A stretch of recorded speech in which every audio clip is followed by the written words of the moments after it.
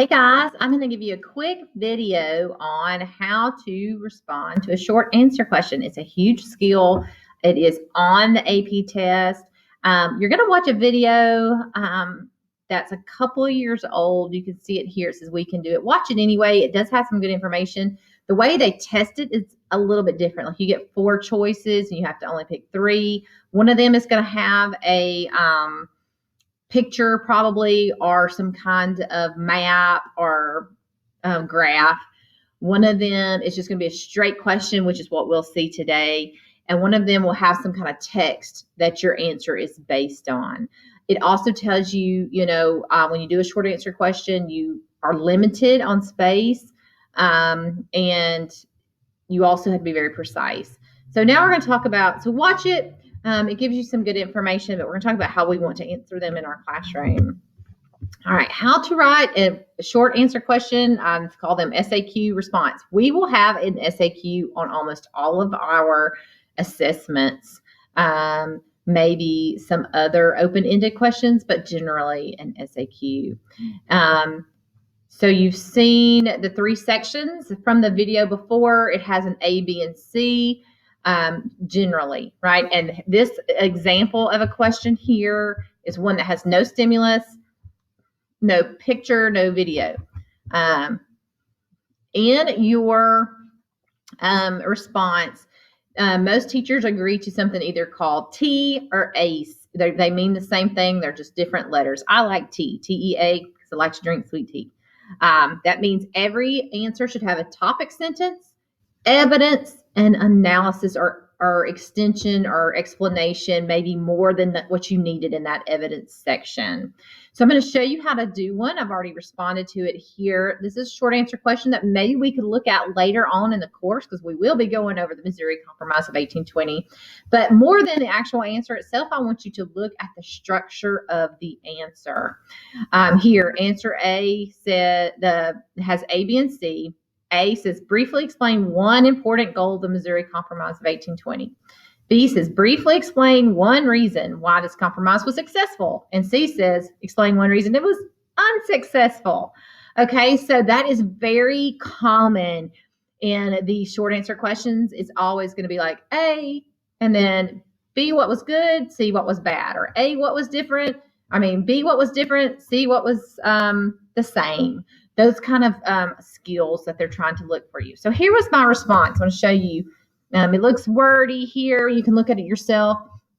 One kind of thing I always tell my kids on the topic sentence, because the hardest thing to do about writing is doing it, is getting started. So the question asked, briefly explain one important goal of the Missouri Compromise of 1820. So my topic sentence says, one important goal of Missouri Compromise of 1820 was, and that's the answer, right? So was to create a balanced representation of politicians from slave and free states in the federal government. Okay.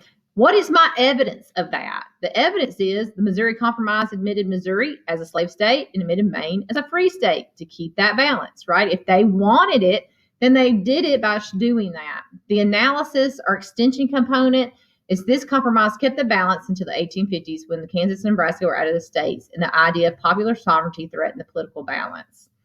That's me going further. It's not just fact, this happened. Okay. So think about this is the answer. The important goal was to create a balanced representation of politicians. And how did they do that? That's the evidence. Okay.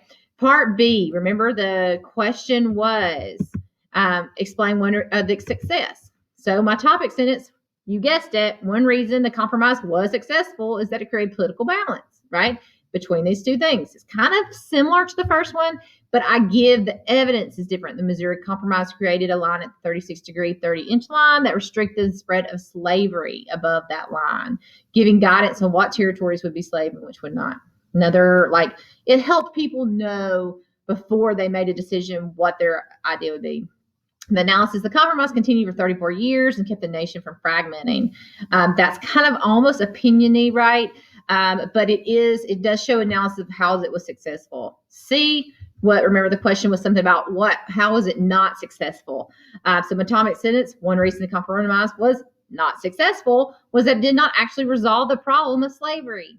We know that. That's pretty the good answer there. The evidence of the Missouri Compromise only lasted for 34 years, and the unrest continued throughout that period.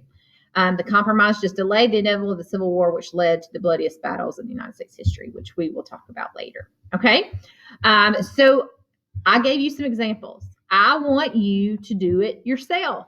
Okay? I'm going to show you what our question is. Now, notice I didn't give you an A, B, and a C. I just want you to answer one. So your answer is only going to have 3 sentences, right? A topic sentence, an evidence sentence, and an analysis sentence. And what I want you to do is do this. It says, briefly explain why one of the following groups best represents the concept of European settlers as conquerors of Native Americans of the New World. Provide evidence from the period to support your explanation. I gave you a choice. So here, I can already tell you what your topic sentences are going to be. The British was the best represents the concept of European settlers as conquerors of Native Americans in the New World. The French is the best group. The Spanish are the best group. All right. So that's your topic sentence. You choose one of those and restate what the thing says. The way you're going to answer this question is you're going to listen to the video. This is have to do it because this is not going to be in your book.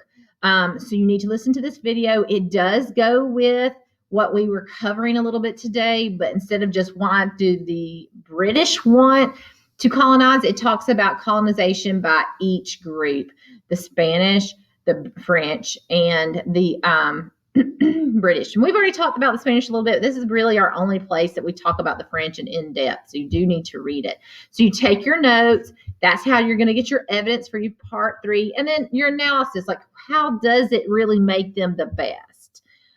3 sentences. I want you to try it. So here you'll try, the British were the best. The Spanish were the best based on the evidence we found in our video. Okay. And you'll just answer that and submit it. And just try. This is not going to be on correctness. This is going to be on, we have tried it. Now we know, and we're going to get better at it the more we do it. That's why we give so many chances to do it. So if you have any questions, you can email me and we'll talk about it on our live sessions. But please just keep trying and do it, and I will see you soon.